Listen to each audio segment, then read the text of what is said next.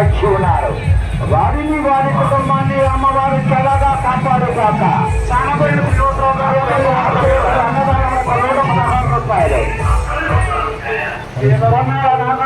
అన్నదానములకు అమ్మవారికి 2 రూపాయలు సమకూర్చారు. వారిని వారి కుటుంబాన్ని అమ్మవారు చల్లగా కాపాడబడి అన్నదానములకు 100 రూపాయలు ఉన్నారు. వారిని వారి కుటుంబాన్ని అమ్మవారు కాపాడుగాక. అమ్మవారికి విరాళాలు కానుకలు సమర్పించేవారు ఇక్కడ విరాళాల అవసరం ఉన్నది. 50 మంది భక్తుల వ్యక్తి సమర్పించాలని కోరుచున్నా.